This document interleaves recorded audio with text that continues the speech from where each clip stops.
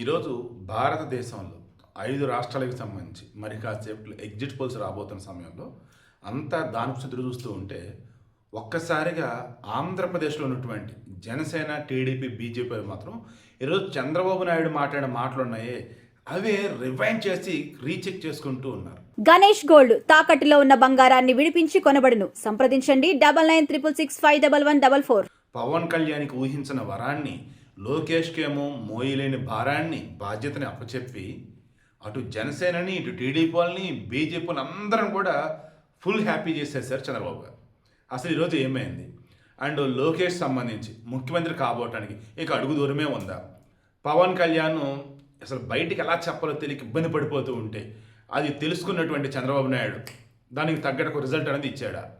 ముందుగా ఏమన్నాడండి ఈరోజు చంద్రబాబు గారు క్లియర్గా పార్టీకి సంబంధించి పొలిట్ బ్యూరో సభ్యులు కానీ అండ్ పార్టీకి సంబంధించి జాతీయ వర్కింగ్ ప్రెసిడెంట్గా లోకేష్ నియమించినప్పుడు కానీ రెండు మాటలు, రెండు గదిలే ఒక లైన్ అనుకుందాం. ఏంటి ఆ లైను? ఫ్లెక్సీలైనా, కుర్చీలైనా, దెన్ పేర్ల గురించి అయినా ఎక్కడ కూడా గొడవ వద్దు. అసలు గొడవ పడేది ఏంటి? ఇప్పుడు మోడీ వచ్చారు ప్రధాని, నేను రాష్ట్రానికి ముఖ్యమంత్రిని, ఓకే. ఆయనతో పాటు వాళ్ళు ఎవరైతే ఉన్నారో వారికి మిగతా వాళ్ళు ఎవరైనా అనవసరం. మోడీని కాపాడుకోవాలి, మోడీ చుట్టూతా సెక్యూరిటీ జాగ్రత్తగా చూసుకోవాలి, అదే వాళ్ళ పని, అదే చేస్తారు. నేను అక్కడ మోడీకి దగ్గరలోనే ఉన్నా, అనుకోకుండా ఏదో సమ్ డిస్టర్బెన్స్ ఏదో క్రియేట్ అయింది. దాంతో ఇక మోడీ చుట్టుపక్కల ఉన్న మొత్తం కూడా క్లియర్ చేసి ఒక మోడీనే అక్కడ ఉంచాలి. అది చేస్తున్న ఇంట్లో నన్ను పక్కకు జరిపారు. నేను దానికి ఫీల్ అయిపోయి మోడీ దగ్గరికి వెళ్ళిపోయి నన్ను తోసేసారు వాళ్ళని చెప్పేసి అంటే ఏంటన్నట్టు? అసలు అది నా పరువు నేను తీసుకున్నట్టే. అది అలా మీరు ఎక్కడైనా కానీ గుర్తుంచుకోండి, నా కుర్చీ వేయలేదు, ఫ్లెక్సీలో నా పేరు రాయలేదు, అదేమంటే వచ్చేటప్పటికేమో నా బొమ్మ లేదు ఫ్లెక్సీలో. ఏంటి అసలు ఇది? కూటమి అంటే బీజేపీ, జనసేన, టీడీపీ అంతా కలగలిసి ఒక ఫ్యామిలీ లాగా.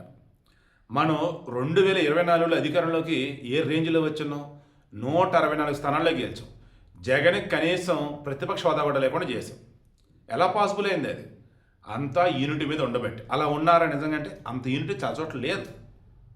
అదే జగన్కి ప్లస్ 11 స్థానాలు వచ్చే 39% ఓట్లు వచ్చాయి. ఒకవేళ నిజంగా జనసేన, టీడీపీ, బీజేపీ నిజంగా యూనిటీ కనుక ఉన్నట్టయితే 2024 ఎన్నికలలో జగన్కి అసలు ఒక్క సింగిల్ సీట్ కూడా రాకపోయేది. మహా గెలిస్తే ఆ పులివెందులు ఇంకోటి ఏడో 1-2 గెలిచేవాళ్ళేమో అంతే. సో ఇప్పుడు చంద్రబాబు గారు అదే క్లారిటీ ఇచ్చారండి. ఇప్పుడు మనమంతా కూడా కూటమయ్యా, మనమంతా ఒక ఫ్యామిలీ అయ్యా. ఎస్, అక్కడ లోకల్గా ఉన్నటువంటి ఎవరో వాళ్ళ నాయకుల మీద అభిమానంతోనో, వాళ్ళ పార్టీ చెందిన వాళ్ళ మీద రెస్పెక్ట్తోనో దేనితోనో ఫ్లెక్సీ వేశారు. ఆ ఫ్లెక్సీలో నీ ఫోటో లేదనో, మీ నాయకుడి పేరు లేదనో నువ్వు ఎందుకు గొడవ పడతావు? ఏంటి అసలు ఇది? ఇది ఎవరిని ఉద్దేశించి అన్నాడు? పిఠాపురం వర్మను ఉద్దేశించి. పేరు లేదని, ఫోటో లేదని గొడవ పడతారు ఏంటి అసలు? ఎందుకు వైసీపీకి కానీ జగన్ కానీ ఎందుకు మీరు ఆయుధాలను ఇస్తారు? చేయొద్దు. తర్వాత కుర్చీలు, ఆమె పేరు రెడ్డప్ప గారు మాధవ్ అనమాట. నాకు నిజంగా ఆమె చూస్తే అలా మరి భలే మాట్లాడుతుంది అనిపించింది. ఒకసారి ఇదేంటి ఇట్లా చేస్తుంది అనిపిస్తుంది. ఇప్పుడు ఈ కడప దానికి సంబంధించి, కడప మేయర్ అయినా దానికి సంబంధించి వాళ్ళు వైసీపీ వాళ్ళు ఈమె కడప ఎమ్మెల్యే గెలిచినారు కదా, వెళ్ళిన మూమెంట్లో ఆమెకు చైర్ అయిపోవటం, కొన్ని ఇష్యూస్ ఏమో జరిగాయి. అది వాళ్ళ తప్పు, వైసీపీ వాళ్ళ తప్పు. ఇక ఆ తర్వాత ఈమె ఏంటనేది ప్రూవ్ చేసింది, సూపర్. ఆ తర్వాత తిరుగులేదు. ఈవెన్ తెలుగుదేశం ఇయర్లీ జరిపే సభల మహానాడ ఏదో కడపలోనే జరిపారు, గ్రాండ్ సక్సెస్. భార్యాభర్త ఇద్దరు కూడా స్టేజ్ మీద పిలిచి చంద్రబాబు నాయుడు అభినందించారు. అండ్ ఈమె హస్బెండ్ పొలిట్ బ్యూరో సభ్యుడు అనుకుంటా, ఆయన పేరు ఐ థింక్ శ్రీనివాసరెడ్డి ఎవరో, రెడ్డప్ప గారు సమ్ రెడ్డి. ఆయనైతే ఆనంద బాష్పాలు, కన్నీళ్ళు వచ్చేసాయి ఆయనకైతే. పాపం ఎందుకు? కడప గడ్డ మీద ఎప్పుడు చూడు వైసీపీ, అంతకుముందు కాంగ్రెస్. అటువంటిది ఈరోజు టీడీపీ కాలరగరేసి మరి గెలడమే కాకుండా అది పెద్ద సభ పెట్టి మరి సక్సెస్ చేసి చూపించారు. అది ఆ దంపతుల వాళ్ళే, నో డౌట్. అందుకు వాళ్ళు పిలిచి అభినందించారు. ఇక ఆ తర్వాత నుంచి ఏమైంది మరి? ఒకవేళ ఆమె నిజంగా ఏదైనా ఇంటర్గా ఏదన్నా అవతల వాళ్ళ మీద జలస్సా లేదన్నప్పుడు కోపం మనకు తెలియదు. కానీ ఊహించిన విధంగా ఈ కుర్చీల విషయంలో వచ్చేసి ఆమె బాధపడే సందర్భాలు నేను గమనించాను 2-3 సార్లు.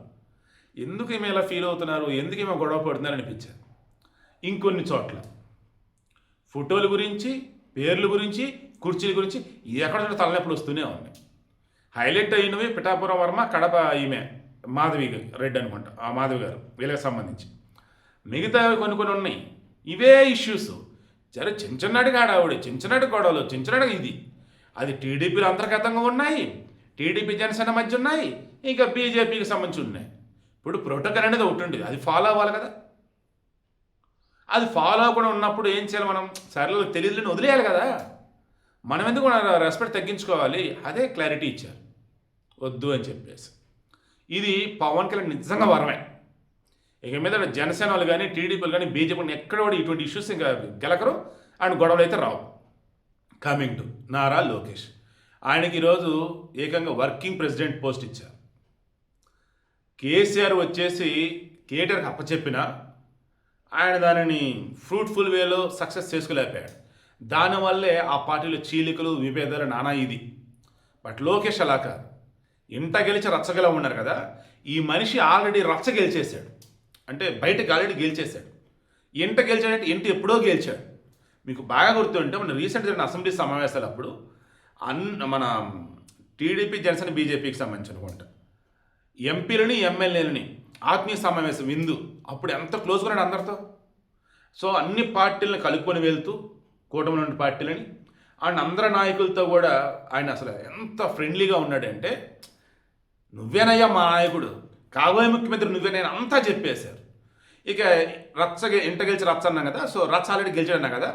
జాతీయ స్థాయిలో చంద్రబాబు నాయుడు గారు వెళ్ళినప్పుడు ఎటువంటి రెస్పెక్ట్ అయితే ఉంటుందో, చంద్రబాబు నాయుడు గారు వెళ్ళినప్పుడు ఎటువంటి ప్రోటోకాల్ అయితే ఉంటుందో, ఆల్మోస్ట్ అటువంటిది లోకేష్ ఎక్కడికి వెళ్ళినా ఉంటుంది. కేంద్ర మంత్రులు అపాయింట్మెంట్లు ఇవ్వటం కావచ్చు, ఈయన కలవటం కావచ్చు, ఇలా చెప్పుకుంటూ పోయినట్టయితే లోకేష్ ఆల్మోస్ట్ సాధించేశాడు. ఏం సాధించాడు?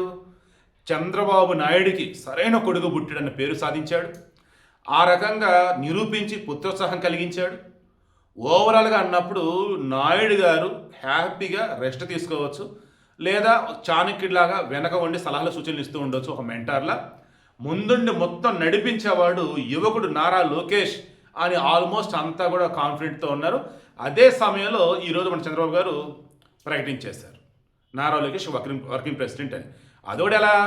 నేను ఆషామాషిగా ప్రకటించలేదు, ఎంతో క్రాస్ చెక్ చేసాక ప్రకటించాను. ఎందుకు? Nara Lokesh already he proved himself as eminent person. Nara Lokesh Yuvagalam పాదయాత్రలో జనంతో ఎలా మమేకమయ్యాడు, ఏం చేశాడు, వైసీపీలు ఎన్ని ఇబ్బందులు పెట్టినా సరే ఎలా తట్టుకున్నాడు.